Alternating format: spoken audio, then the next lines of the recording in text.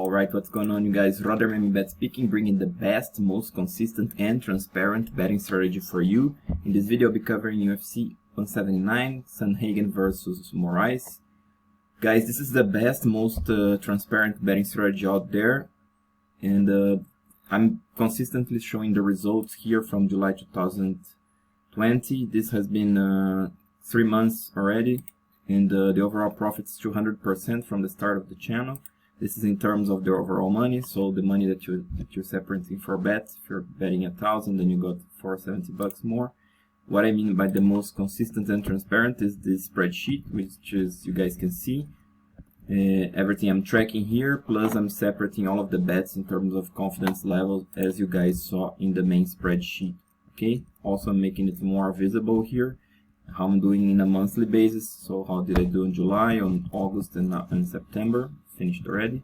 Now on October, this has started, and I'm about to start those charts as well. Okay, so just a quick brief here. In this color code, you guys can see that this is about the noise. This color code means that this is the least, it's low confidence bets, right? In this I'm showing how much I'm betting in a straight line, how much I'm betting in a parlay. Okay, and now please bear with me, I'm gonna be breaking down the main card for you guys. All right, so we're starting off with Aspinall versus Baudot.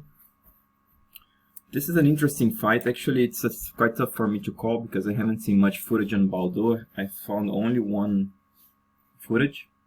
Baudot is a striker, and he used to fight as a light heavyweight, so now he's moving up a division. Aspinall, you guys probably know him. He fought, got an awesome TKO his last fight. So how do I see this fight playing out, guys? Aspinall, basically he's the favorite here, to be honest, because he's the faster guy, more athletic and naturally more powerful guy. He's also, he's a better striker, I'm feeling, because although he's like a kickboxer, but he's more like a tie-oriented kickboxer, so he likes to stand the center and likes to trade technique for technique. But Aspinall is more like this mobile style. He darts in and out, and he throws, with the feet together, so he puts more power using his body weight and whatnot. So definitely Aspinall by TKO is the pick, but in terms of a bet, Baudot is such a big dog here, it's around plus 400. So I'm taking a stab on Baudot, throwing 1% of my money, because, like I said, the guy has a good kickboxing. He looked pretty decent as in the weight in. I like his size, he looks pretty big there, and he's not gonna be afraid of Aspinall. He can get TKO'd, but definitely he's not gonna be afraid. So definitely he's gonna try to win this fight. So, but Aspinall on the other side, his cardio has not been tested. He's been KO. He knocks out guys so quickly that it's tough to tell where his cardio stands. And also, he also makes mistakes, his chin is up, his hands are down, like I said, he has the power, has the speed, but still he makes mistakes. So Baudot could catch him on a punch, you never know. So there is always a puncher chance. That's why I'm picking Aspinall, but betting Baudot. On to the next fight. Markus Perez versus Dricus du Plessis. Actually, this is also another interesting fight.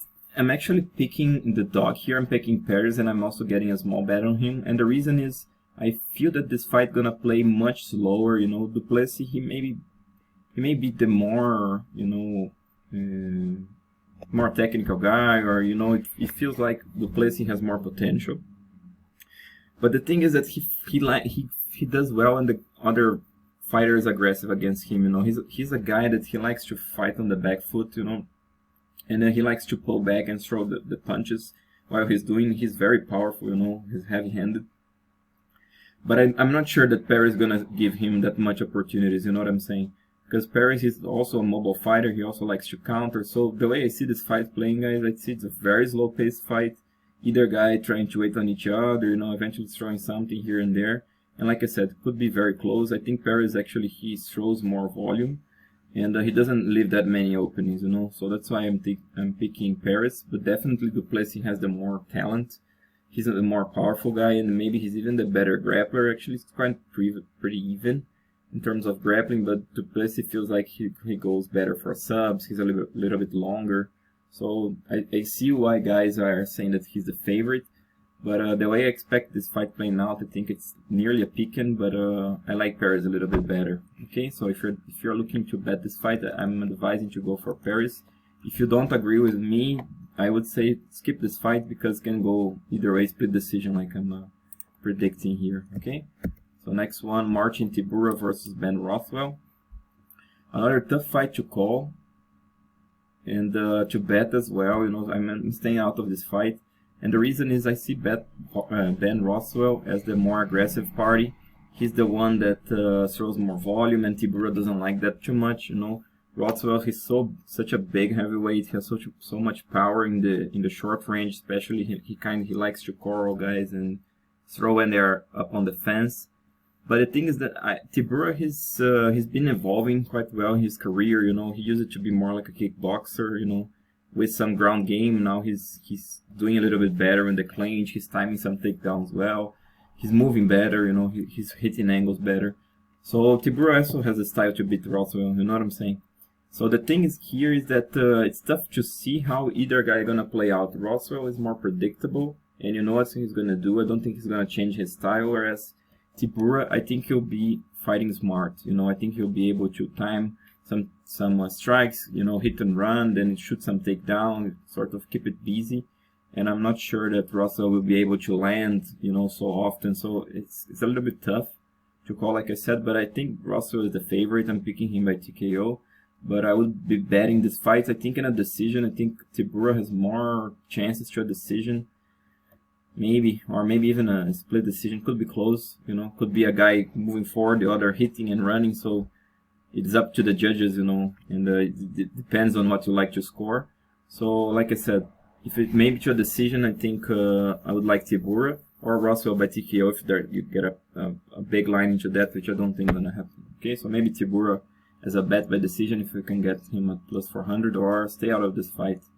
Okay, unless Tybura also climbs up to plus 150, plus 160, then I think it's worth a bet on Tybura. He's under a great training camp. So I think it would be worth it, okay? On to the next fight. Edson Barboza versus Makwan Amirkhani. Also another great fight. I think this would be a very high-paced fight. One of the best fights of the card for sure. Obviously, that's because it's in the co-main event. Now, you guys probably know either of these guys. Barboza, super fast guy. Feels like he's always fighting in a fast forward motion, you know. Those kicks are still nasty, you know, those leg kicks it's unreal, you know, it's so much power, so much speed, you know, it's incredible. Also, he has good footwork, you know, he likes to throw to the body, so the guy he's a complete stand-up fighter, but definitely the kicks are his forte. So the thing is, on Barboza, what I've seen lately, he moved down a weight class, and I didn't like much his cardio, to be honest, you know, and I think he lost a little bit of that X factor, that power, but it's maybe because of the first fight in the featherweight, his previous fights, and maybe he's gonna look better here. He looked better in the weighting, so definitely if Barboza shows up at his full potential, he can beat anyone, he can be a champion in this division, you know, but we'll see. Makwan Amirkhani, you know, tough guy, improving a lot, you know, he's fighting smarter now. He used to be like use it to bull rushes guys, you know, just go for subs. Now he's fighting a little bit more pace, you know, using his range, his long limbs, you know, throwing jabs, you know. He still makes some mistakes on the feet, so definitely he's not gonna try to trade much with Barboza. And if he does, he's gonna just, you know, pay the price. He's gonna get TKO'd for sure. But I think he'll fight smart. He'll fight behind that long range, and he'll make it ugly. You know, that's what he has to do. He has to get inside. He has to clinch. He has to shoot. Has to make it ugly, has to repeat, you know, until he wears Barboza out. And I think Amirkhani will do that. Like I said, he's a smart fighter. He's under a great training camp. He's tough. So he has the skills also to beat Barboza. Now, definitely the pick here is Barboza. But in terms of a bet, I like Amirkhani because he's at plus 220 now. And I do see him rushing. I do see him taking even Barboza's back, or, you know, going for those Peruvian neckties, those dart strokes that he likes.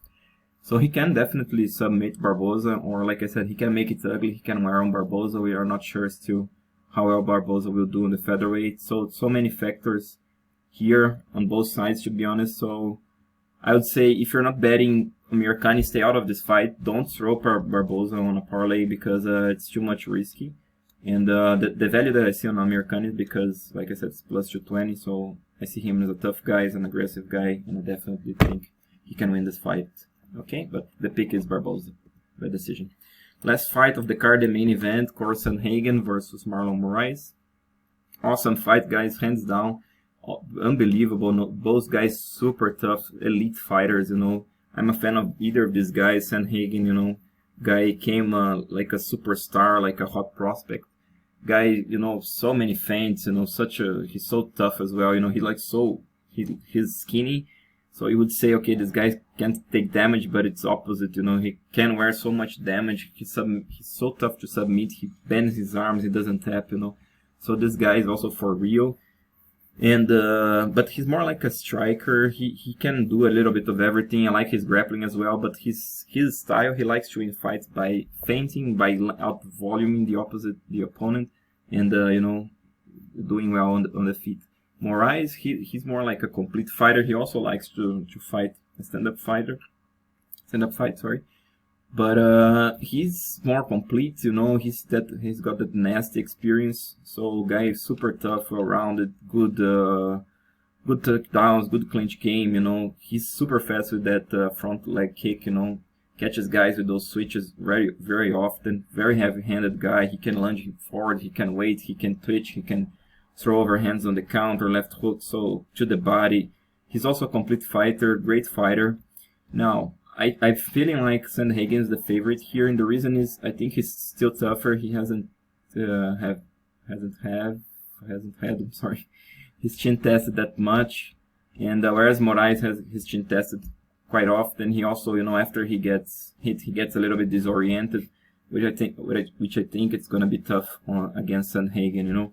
But definitely Moraes can win this fight. He's an elite fighter. He can beat anyone in this division as well. So can Sandhagen, in my opinion. So the pick here is Sandhagen. The bet is also on Sandhagen. I like him at minus 130.